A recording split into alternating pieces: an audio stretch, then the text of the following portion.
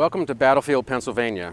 We're on location in the city of Franklin, Venango County. In 1779, Colonel Daniel Brodhead led an expedition from Fort Pitt along the Allegheny River in search of Native American villages to destroy.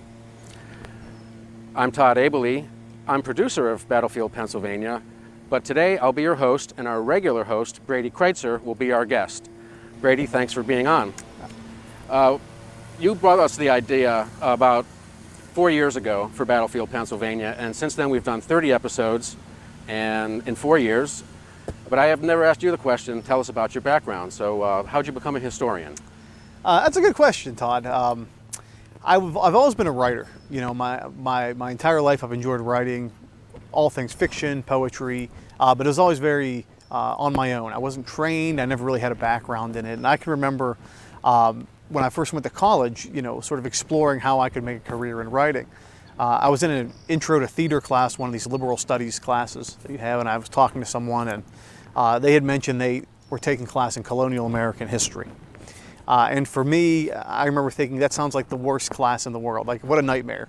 But then I took a class, it was, as a matter of fact, that same class, with a professor at Slippery Rock University named David Dixon. And it really changed my life because I saw how history, not just as an idea, but as a discipline, allows you to research and really dig into some material that's foreign to a lot of people and gives you ample opportunities to write.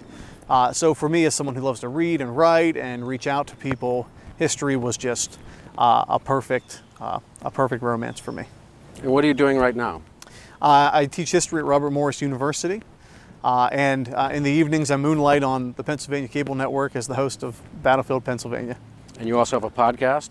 I have a podcast called Wartime. You can find it on iTunes, wartimepodcast.com, where we talk about all different elements of history, not just Pennsylvania history, but American history, ancient history.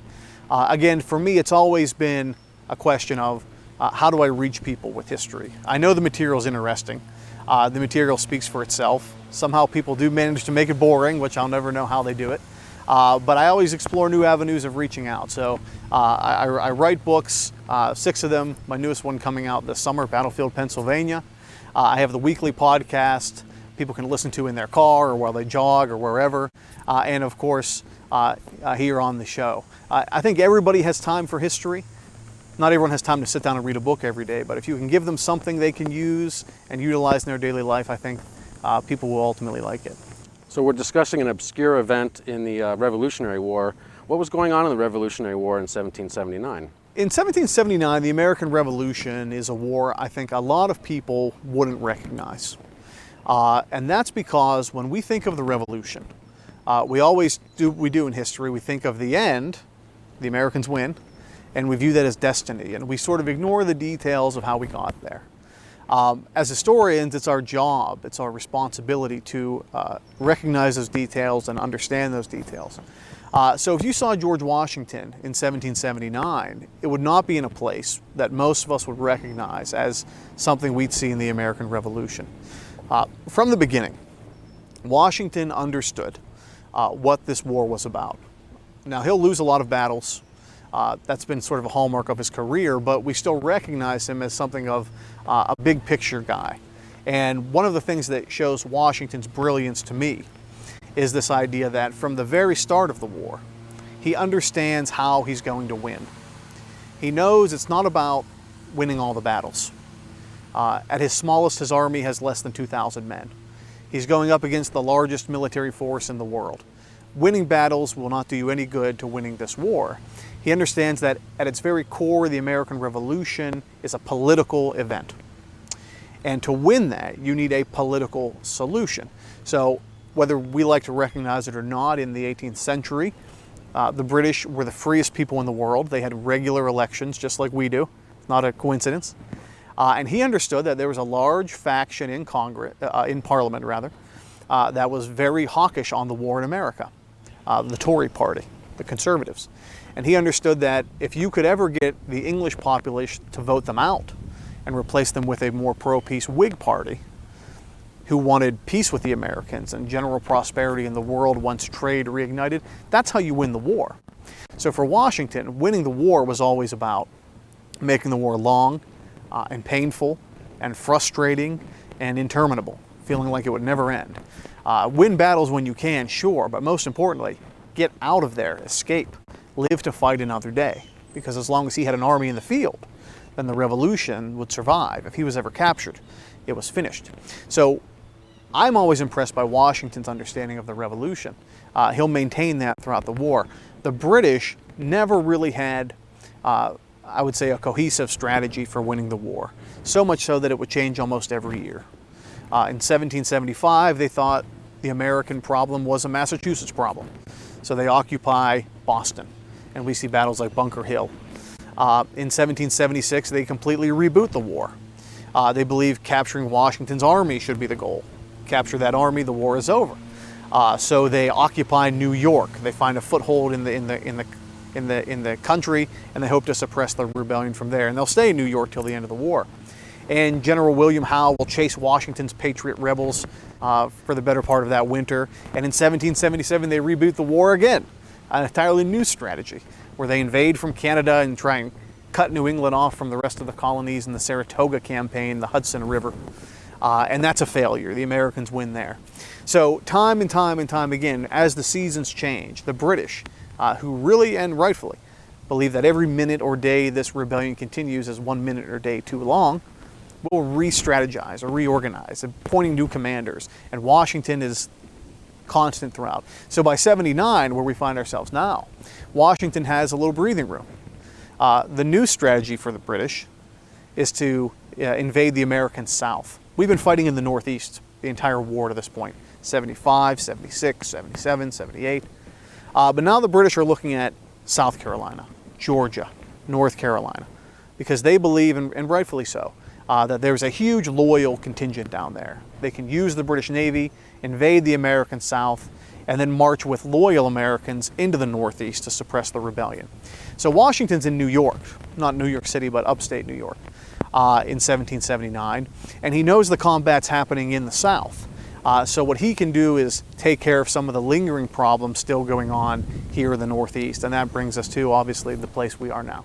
Talk about the region that we're in right now. What would it have looked like in the 1770s? Part of the reason I work in this field and why I love coming to these places is because, with only a limited amount of imagination, you can still see the 18th century. This was the Ohio country. This was the Great West, or the back country, as they described it.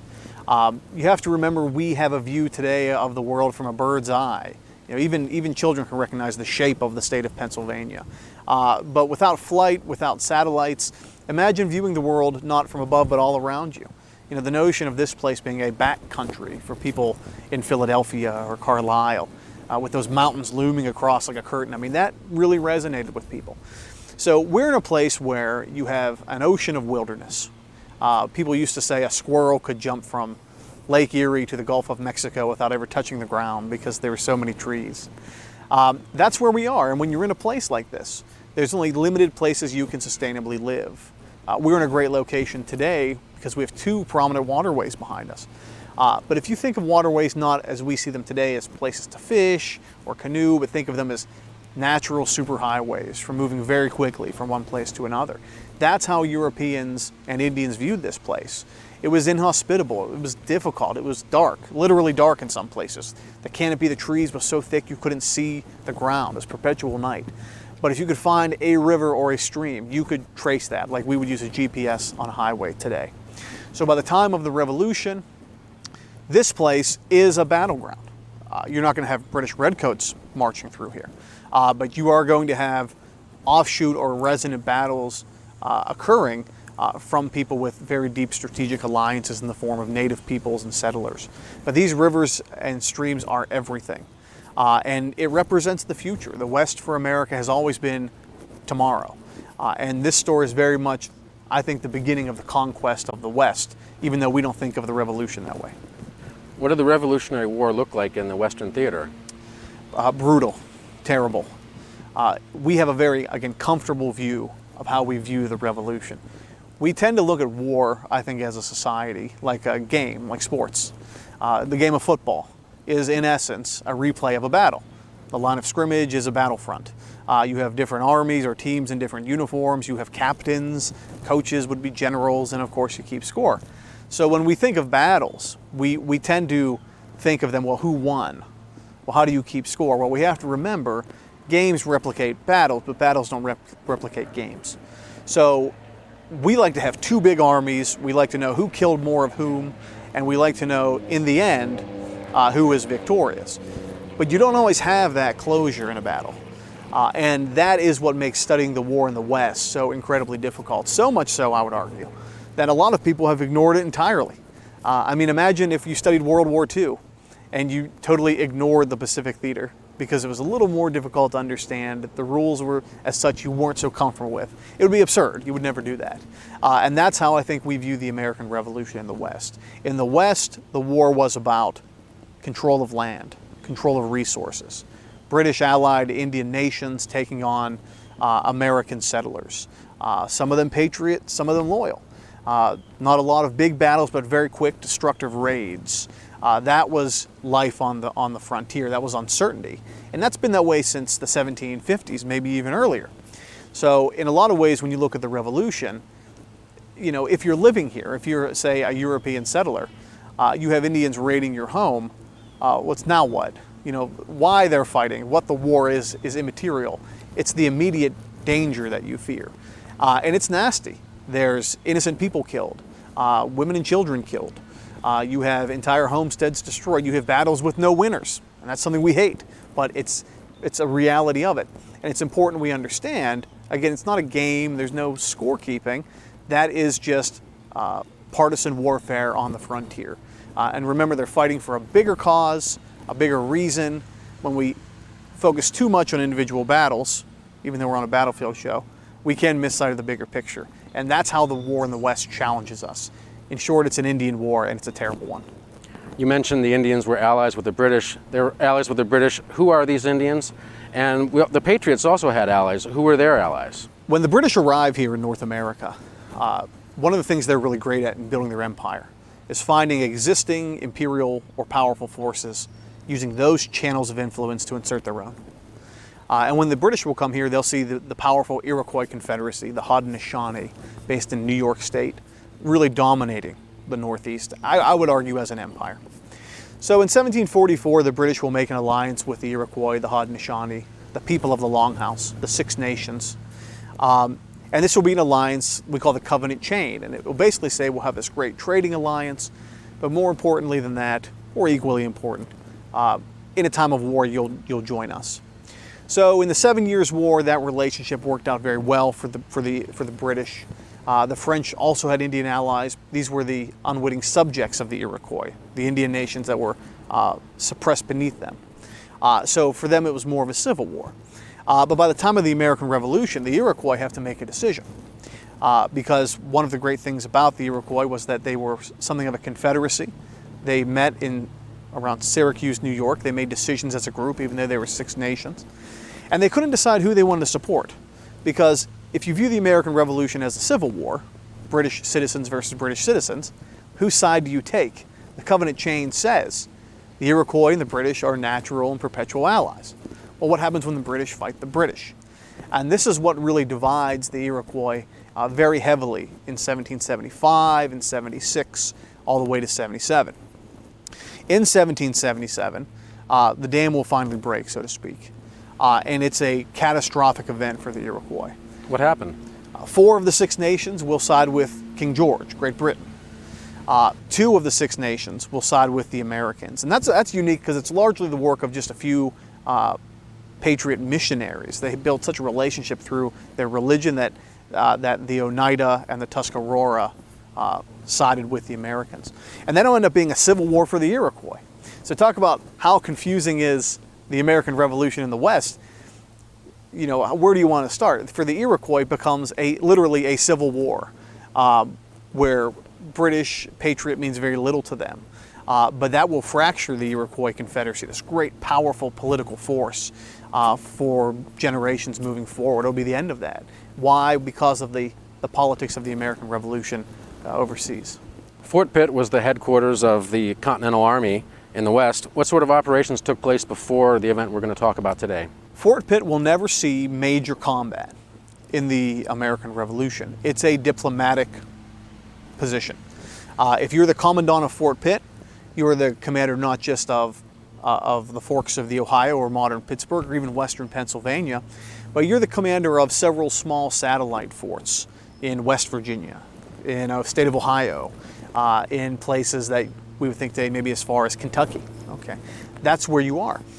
When I say it wasn't necessarily a hub of military operations, it's because when you're dealing with Indians, that is making treaties with them or wars with them, as the United States in its infancy is trying to do, Fort Pitt is your home base. That's where it happens. So a good example, we asked previously about British Indian allies. Did the Americans have them? The Americans will have some Indian allies in the war. We're not very good allies, but we have them with the Lenni Lenape, or the Delaware Indians. In September of 1778, a year before our story today, the United States will sign the very first treaty ever in its history with an Indian nation at Fort Pitt with the Delaware. It's called the Treaty of Fort Pitt. So that's the value of Fort Pitt.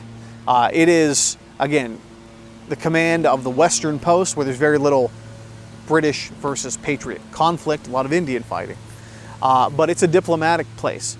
So America cements its alliance with the Delaware, probably the most important treaty ever signed there in 1778.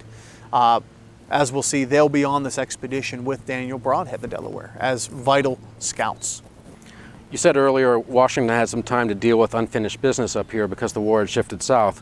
What were his biggest concerns in the spring of 1779? I like to think Washington was a little more relaxed in the spring of 79 because bodily harm was not a concern for him. The big armies, they were in Georgia. They were in the Carolinas. So from New York, he could sort of sit back and calculate. We know where the main fighting is. Where's this subsidiary fighting? What's our bigger problems?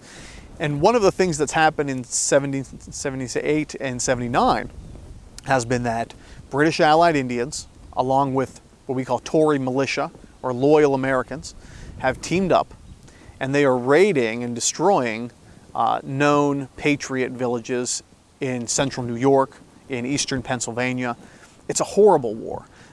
Because it's partisan. It pits neighbor versus neighbor. They are arresting each other. They're locking each other up under whose authority? The authority of the Continental Congress, the authority of Parliament. Well, what if you don't agree with either of those? There's no law and order when you have different sides basically dictating law based on whose army is in your village that day. So, two events will really frighten Washington. And they'll both be horrific Indian raids. One is called the Cherry Valley Massacre, which will occur in New York, and the other, which we'll be detailing later this season, will be the Wyoming Massacre. And these are quick, very violent Indian loyal raids that kill many innocent people.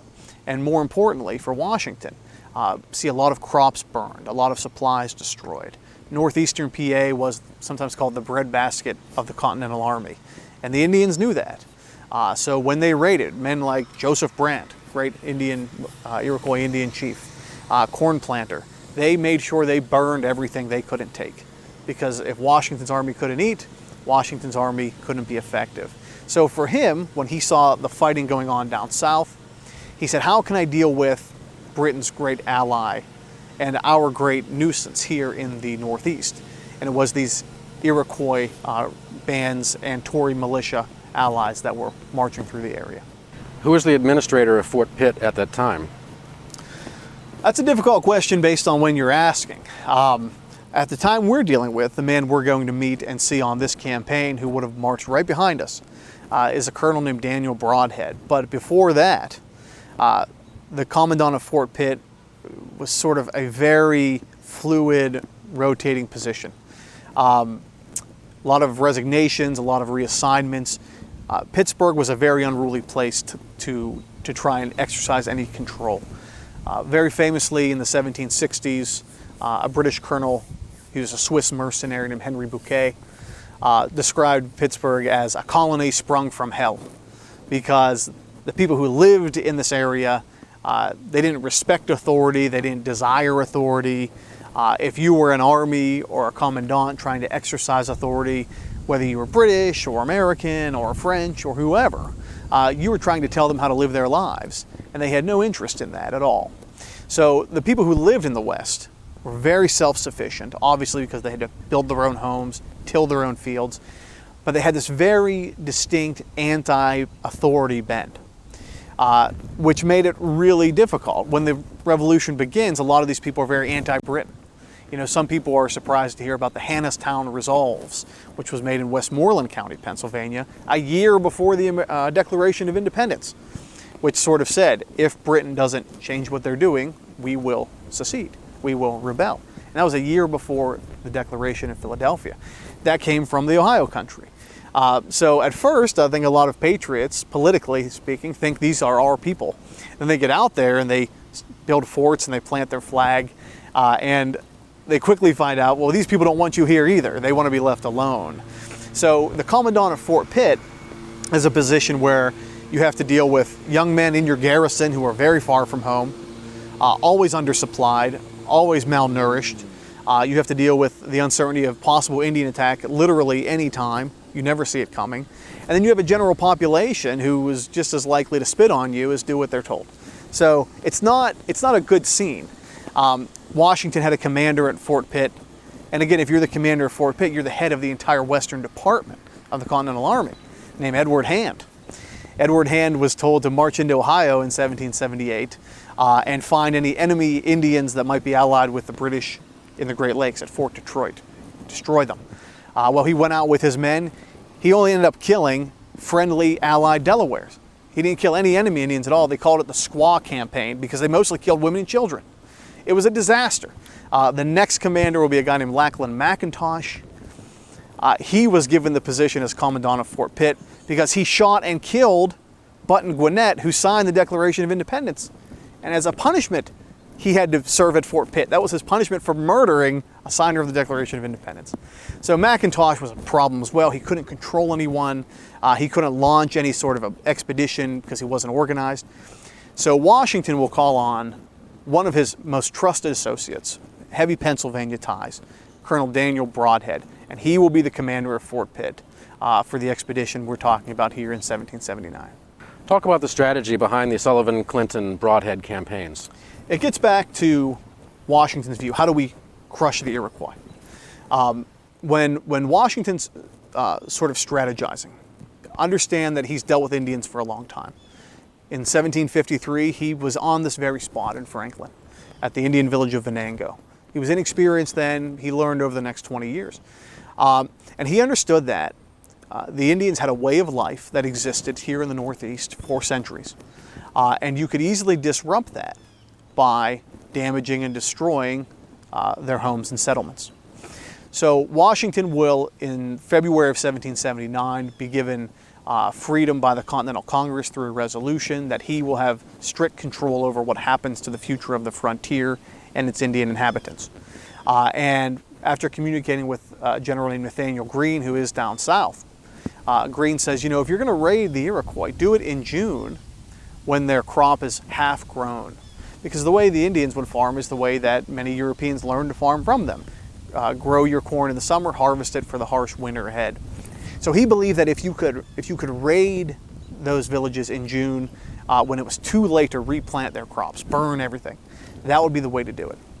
So Washington will call on Generals Sullivan and Clinton to effectively march armies into the central New York region where the Iroquois live and wage total war, destroy everything. Clinton would come from Schenectady, New York, and move west. Sullivan would come out of Easton, PA, and move north. And the third wing of that would be an attack from Fort Pitt up the Allegheny River into the heart of Iroquois country. And this would effectively, even though he does say in a letter he wants to encourage friendly Indians as well, would annihilate the Iroquois world as we know it. That's the plan. So the goal wasn't just to find enemy Indians and take them out, it was also to destroy their culture. That's exactly right. We struggle with how to think about the Sullivan-Clinton-Brodhead campaign because it doesn't necessarily fit into our traditional military modus operandi. We will attack and destroy in a time of war, but never with the purpose of utterly annihilating a culture. We bombed Hiroshima and Nagasaki, but people still live in those cities today. What we're talking about here is a measured calculated effort to not just destroy people's villages, but to utterly and totally eliminate their cultural connection to the land. That is to say, the future of America, the future of the Allegheny River Valley, or the Mohawk River Valley, where most of the Iroquois lived, or the Susquehanna River Valley, will be a future without Indians. And I think that's very important. Tell us more about the route that Brodhead took from Fort Pitt to where we are today and beyond. Brodhead will initially, when he finds out about this campaign in the Iroquois, be very excited about it. Brodhead is a man who was born in New York, but lived most of his life in Pennsylvania. He owned a home in what is today East Stroudsburg, Pennsylvania. And he wintered with Washington at Valley Forge. He served with Washington in some other locations during the war early on. He spent some time in the West, in Ohio. So I think one of the reasons that Washington appoints Brodhead was because Brodhead understood Washington. And when Brodhead hears about this campaign, he's very excited. He knows the route you go, because the Allegheny is a super highway into New York. But he gets word shortly after from Washington in the winter that the expedition's canceled. Even though he gets that message from Washington that it's canceled, he still prepares anyway. And I think that talks about how synced up they were as a commander and a subordinate officer. But one of the things Brodhead wants to do is exploit, whenever possible, the gifts that Mother Nature gives them. The Allegheny River Valley is one of those gifts. If you travel this river valley, you're basically surrounded on either side by very tall, jagged peaks covered in trees. So if you're worried about feeling safe, this is not a place you're going to feel safe. You're surrounded by high ground all the time. At any time that floodplain opens up on either the left or right bank, you're typically going to see an Indian village, like the location we're in today. So for Brodhead, the route north wasn't really a problem. It was really mapped out for him. What the problem would be moving north with his men safely. So even though Washington had already canceled the expedition in the early part of 1779, Brodhead will order a man named Samuel Brady, very famous frontiersman, Indian fighter type, to dress in Indian war paint, in some cases, and harass the small villages in and around the city of Pittsburgh. Really, all of the villages up to where we sit right now. And the reason for that was he wanted those villages to be cleared out by the time his army came through, because that would give him several days of peace and quiet. He knew that the target was the Pennsylvania-New York border, mostly in the state of New York. But he'd be burning along the way. If Samuel Brady and his militia could push people out in the meantime, empty out the villages, that's something he wanted to do. The next thing he would do would be to build subordinate fortifications moving north. So if you view Fort Pitt sort of as a sun, you have this whole solar system of forts all around it. One of the places he'll build a fort is called, he'll call it Fort Armstrong, is at what is today Kittanning, Pennsylvania, the former site of the massive Indian village just down the river, Kittanning. That was destroyed in 1756. They'll build Fort Armstrong there in 79. All of this is a reason for Brodhead to lay the foundation, to lay a safe route north, following the Allegheny River to get him into Iroquois country as fast as possible. One of the things he did whenever Washington canceled the expedition, but he had a feeling, I think, Brodhead, it would be back on shortly.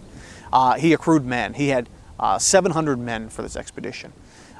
With them, they had 400 draft animals. And then they floated a whole bunch of supplies on the river beside them. So if you can picture Brodhead's army marching along this river valley, you'd have 700 men in a long line along the banks of the river. You'd have several barges alongside of them. And then you'd have another 400 very slow pack animals behind them. And you can see when you imagine how difficult that is to move. If you've ever been in a group or taken a tour or been on a field trip, how difficult it is to move even 30 people. You know, moving 700 people with all that support, you're going to move very slowly and deliberately, but you want to make sure it's safe on the way north. So that's what Brodhead does in the spring of 79 to prepare for his march that will come in the summer. Were there trails along the banks of these rivers and creeks, or were they also going inland some degree to find portage areas around possibly obstructions in the rivers? All along the Allegheny, you will have small floodplains, but not much. You know, the world we see it today is one that has been cleared and plowed and bulldozers have flattened it. I guess what I'm saying is there's only one way to move alongside this river. And that's why for a long time the Indians and the French and the earliest British settlers, they canoed and kayaked and bateaued everywhere because you didn't really want to walk alongside the river if you could avoid it. So there was always a small portion of a location you could walk. There were well-established Indian trails to get around that.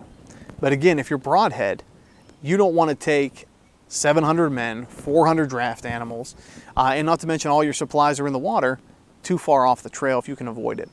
So they were basically thinned out along the edge of the riverbank, really until you get to, or pretty close to the location we are now. Very slow, very deliberate, but that's why we saw so much precaution early on. So we talked about the importance of French Creek and Allegheny River right here, but did they ever leave the river trail at some point during their journey northward? That's a good question. If you look at the Allegheny from above, it's not by no means a straight shot into New York. What it is winding, there's bends, there's a large hook in it, which takes you pretty far west out of your way rather than north. So right around the location we are now, we aren't sure where this happens exactly.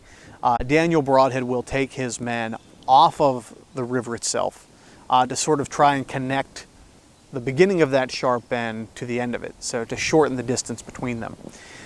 There is some evidence they crossed over the Clarion River, which is an offshoot of the Allegheny. So we think that could be a possible route, but we aren't sure exactly where this derivation was. What I do have, if you'll permit me to read it, is an account that was published in the Maryland Journal later that year that described the journey off of the water. Because again, you know, it's sort of the devil you know versus the devil you don't. You know the dangers of moving along the river. You can easily be ambushed. But when you start going into the mountains, into the forest, that is a whole new level of fear. So here's an account of one of the men who were on the expedition. He says, quote, "We proceeded by a blind path through a country almost impassable. By reason of the stupendous heights and frightful declivities, we continued on a range of craggy hills, overspread with fallen timber, thorns, and underwood, whose deep, impenetrable gloom has always been impervious to the piercing rays of the warmest sun." When I look at the trees around us and the hills beside us, this still matches up to me. It's a dangerous place. We have roads and highways and bridges now which make us feel invincible. But if you dropped any of us in some of these forests overnight, it would be a very different story. So that's what Brodhead did. And the reason was, you know, he probably took at least 3 days, maybe 4 days, maybe a week off of his trip by making that shortcut. But you want to make sure when you make a shortcut that it's done quickly, because you don't want to, as we say, dilly-dally in the dark forest. The Battle of Thompson Island takes place on August 18th or 19th. We don't know the precise date. What happened, and can you tell us more about why the date is not certain? We know Brodhead will leave with his 700 men, 400 pack animals, and his whole boatload of supplies. Well, he'll leave Fort Pitt on August 11th. That meant that he had basically been preparing for this expedition really, I mean, certainly from spring of 1779, but even in the wintertime, you started to see some of these early raids occurring because it wasn't expected. So we have that date.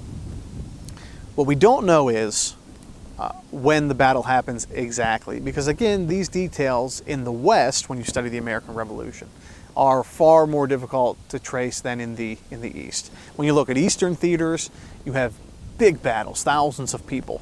When you look at the Western battles, you're talking about dozens or hundreds of people. In the East, you're seeing people from Philadelphia and Boston and New York, well-to-do, educated people. Here in the West, literacy is not exactly their strong suit at this time. So they're not going to have the best journals or recollections or care of exact dates. But we know that about a week after Brodhead leaves Fort Pitt, so either August 18th or 19th, they're heading after their shortcut back along the Allegheny River Valley into a stretch that Brodhead believed would be especially challenging for them. It was basically a straight shot. This is just above what is today Tidioute and Tionesta, PA, just south of Irvine, Pennsylvania, on the Allegheny River, so Route 62. will follow this exactly. So when you drive on that road, you can feel the fear he has. And he knows it's a problem because at the top of that stretch, at the northern end of that stretch, there are two pretty significant Indian villages. One was called Buckaloons, and the other one was called, much bigger, Conewago. That approach will be treacherous, he thinks, because to this point, they found villages. But remember, we mentioned he sent out those early light infantry forces in the spring under Samuel Brady, basically scared people out of them. So they burned those empty villages with no problem. But Brodhead believed as they entered that stretch, this was likely to be, because you're getting pretty close to, or closer than before, to the New York border, this was very likely to be where they're going to run into their first encounters with Indian peoples. Imagine or visualize Brodhead's army being, as I said, a long, thin line. Yes, he has 700 men, but they're stretched out by one account over a mile at that point. So the people at the front of that army, and really at the front of any army, are people we would call light infantry, or the vanguard of the army, the point of the spear, as it's always called. And this is under the command of a colonel named John Hardin. The people at the front are your best shots, your most experienced frontiersmen. Maybe they're not even soldiers. Maybe they're not even wearing uniforms. They're just exceptional hunters. People always talk about the American rifleman being such an exceptional shot. The British in the war could never contend with the American rifleman because they'd hunt deer and rabbits and small game. They could hit them at a distance. So these are the people you have in the front. Again, you know, literacy, education, not always their strongest suit.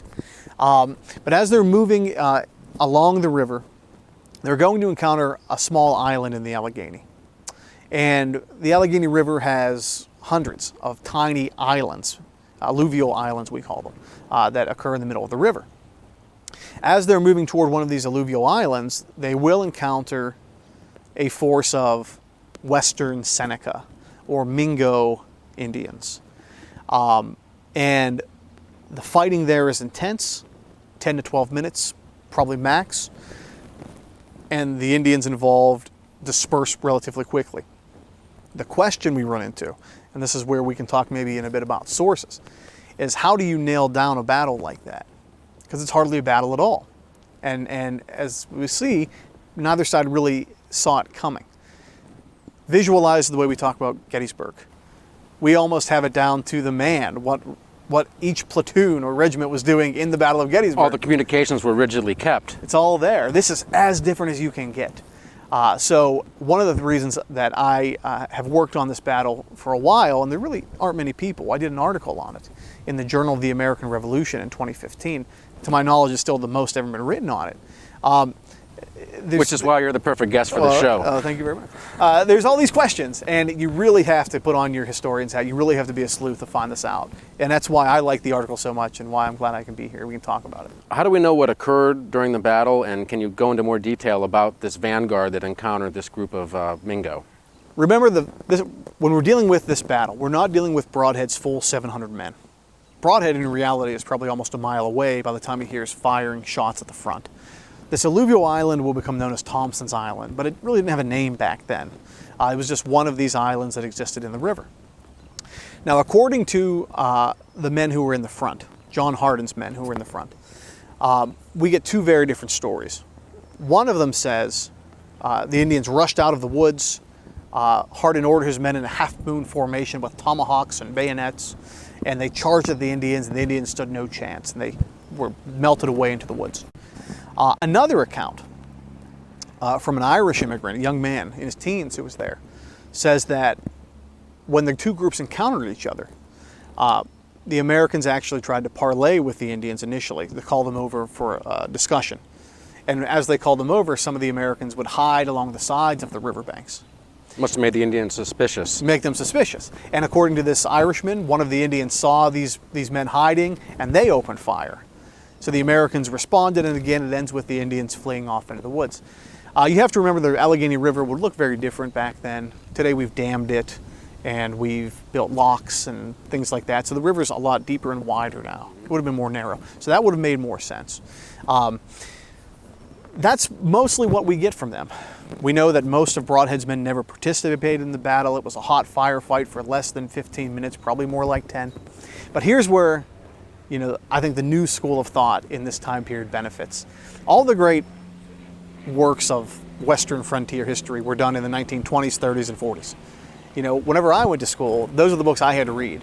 And they talked about, Indians as savages and red men and all these horrible things that have no place in a modern academic study. But what my generation of historians would do, and there's really for the 20 years before me too, we asked ourselves, well, what if Indians were not just secondary people here? What if they were primary players? What did they say about the events? And this interpretation has allowed us to get better understandings of everything from the Battle of the Little Bighorn in Montana to this event here at Thompson Island. In 1850, so 80 years after the battle, 70 years after the battle, a man named Charles O'Bail, who was Iroquois, he was Seneca, was interviewed. He was not at the battle. But through oral traditions, he spoke to elders who apparently were at this battle. And according to them, they said they were participating in a hunting party. And from what we know about Iroquois hunting methods, this all checks out. It was led by two men, one whose English name was Captain Crow and the other Red Eye. And what they were doing was a very common technique in the river valley for hunting deer. These parties were usually 20 to 25 people, not really bigger than that because it gets to be counterproductive at that point. But apparently, according to Charles O'Bail, from what he was told, passed down through the generations, most of this Seneca hunting party were in the forest. So if you can visualize them on the western bank of the Allegheny. And they were moving toward the river, okay, pushing deer. And about 10 to 12 of this hunting party was on that alluvial island we call Thompson's Island with guns. And the hope was the majority of the hunting party would push the deer into the river, and the deer would rather go on the island than the water. They'd run on the island, the Indians would shoot them there, and that's what they would eat. Pretty common hunting technique. It makes total sense from what the Europeans or the Americans wrote, how they stumbled upon about a dozen or so Indians, and what those a dozen or so Indians were doing on the island, waiting to catch deer running at them, that this was a total what we would call meeting engagement. This was not planned. No one expected anyone to be here. There really was no advantageous ground. Meeting engagements are pretty frequent. Probably the most famous battle in American history, certainly the biggest in the history of the Western Hemisphere, the Battle of Gettysburg. Very famously, meeting engagement, people just bumped into each other. There wasn't much of a choice of high ground, so you took the best you could. That's very much what this was.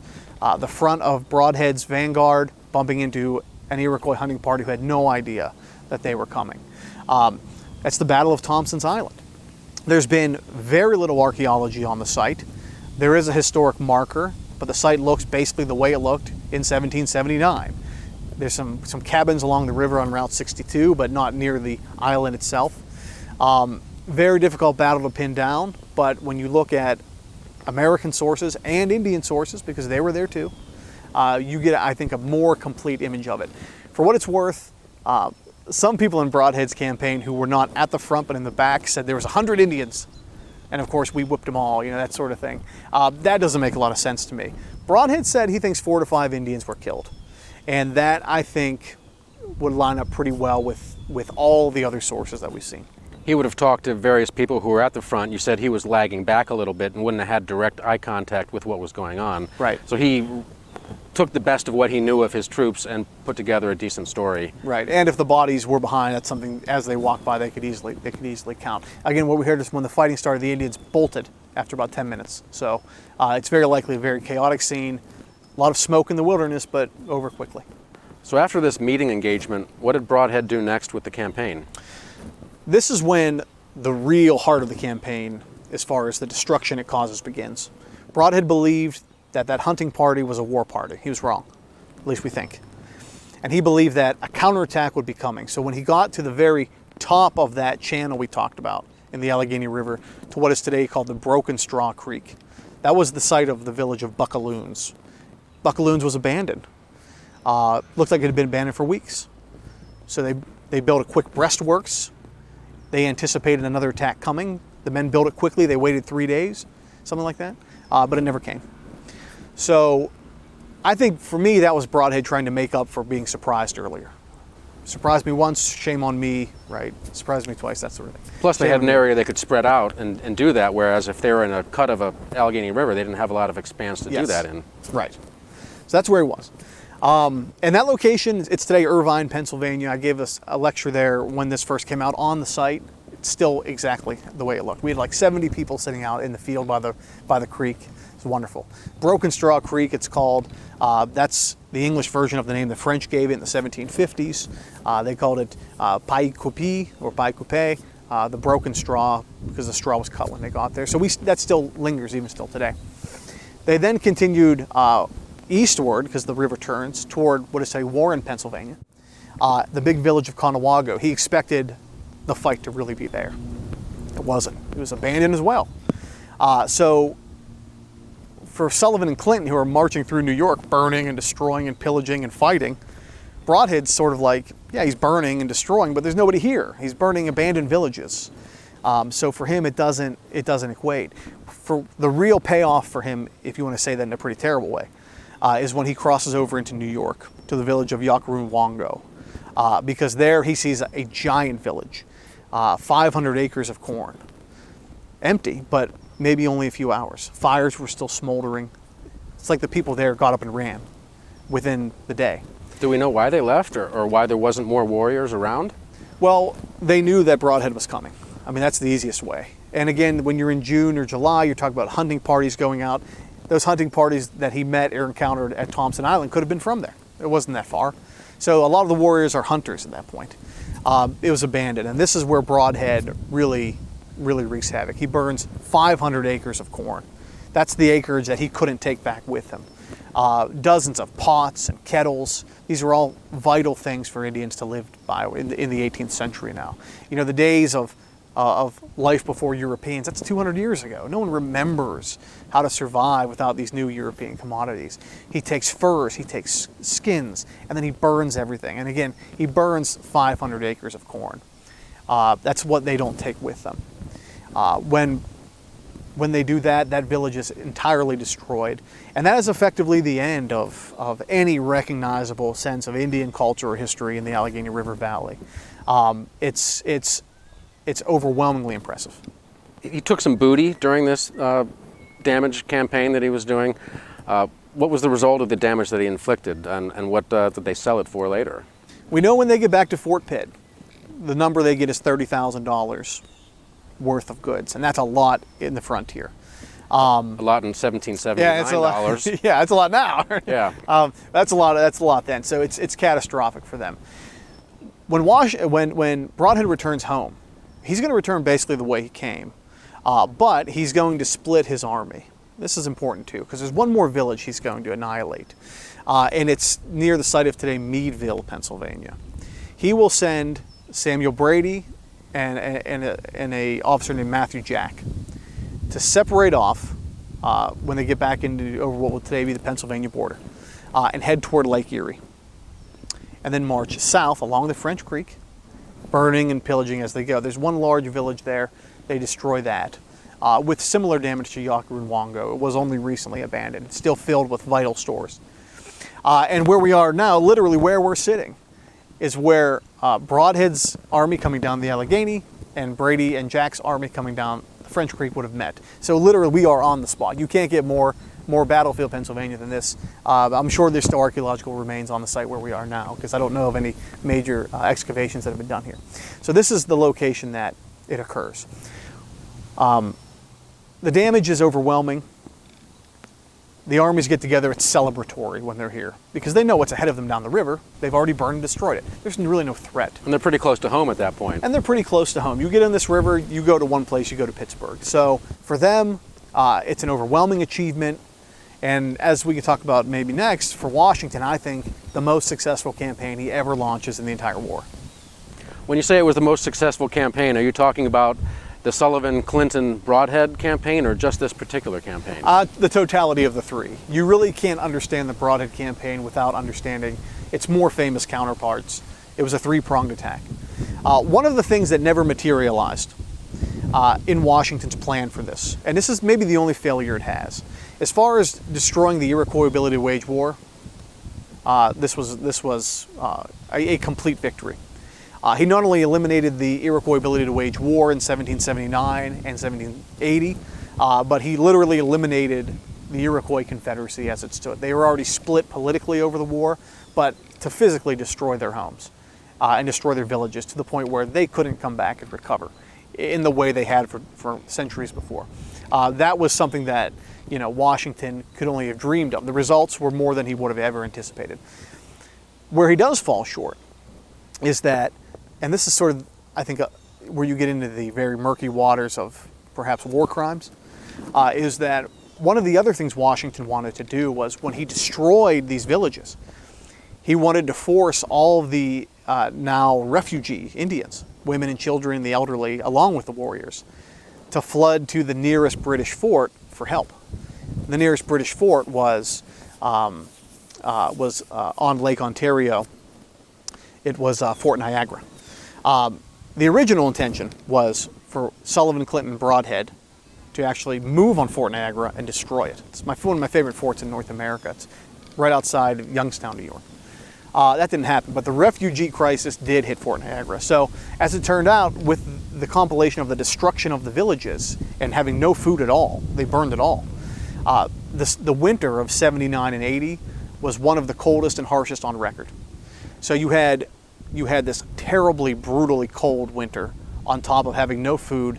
All of the Iroquois poured into Fort Niagara and completely overwhelmed the fortification to the point where it was no longer effective. It was filled with refugees, crying mothers, starving children. It was a nightmare.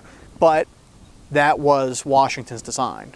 It overwhelmed British Yes. with these refugees that we had caused by annihilating the villages Right. upstream. So it not only did the damage in August and September of 1779, but for the entire winter of 79 and 80, Fort Niagara, which was basically their Fort Pitt, their western headquarters, was completely out of commission because it was just overwhelmed with this horrible humanitarian crisis. And I wish I could say it got better for the Indians over the next 150 years, but it really doesn't.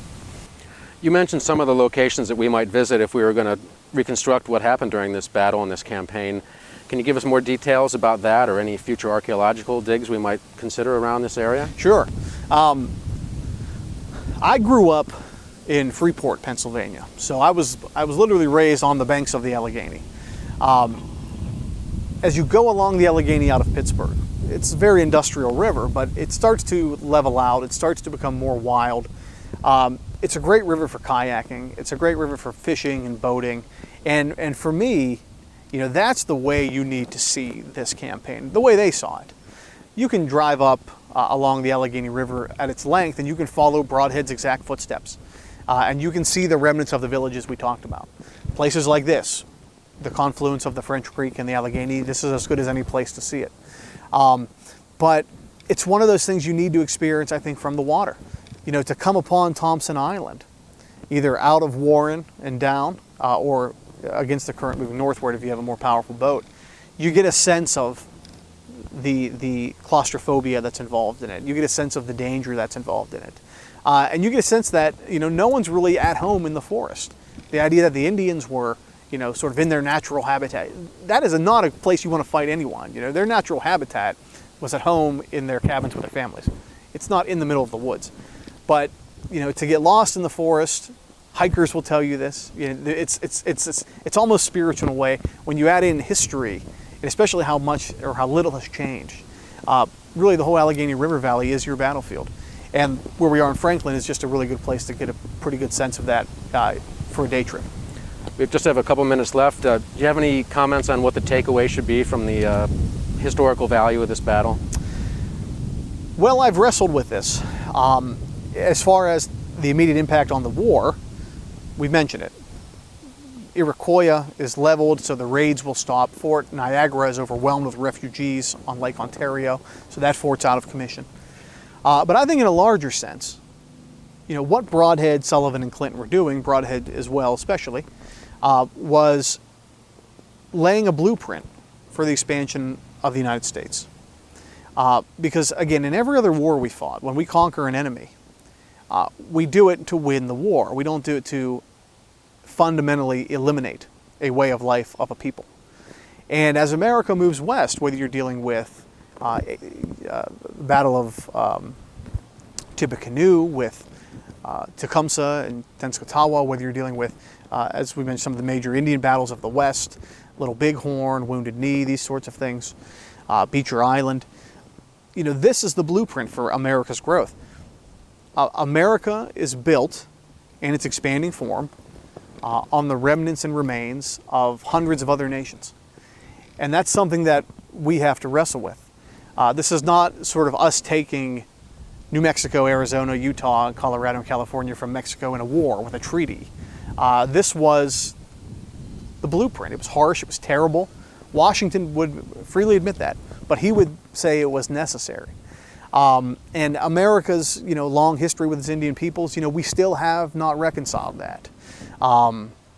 And I don't know how long that takes, but that's, you know, very much part of history. We're living in the wake of major events, and these are the sort of things as Americans in a pluralistic society we have to deal with all the time. So I'm not going to say it starts here, but boy is it highly indicative of what happens there, because once those villages and those people are gone from this river valley, they never come back.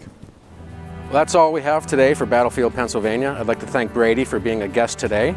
If you have any questions about this episode or suggestions for future episodes, please visit our website at pcntv.com. For everyone at Battlefield, Pennsylvania, so long.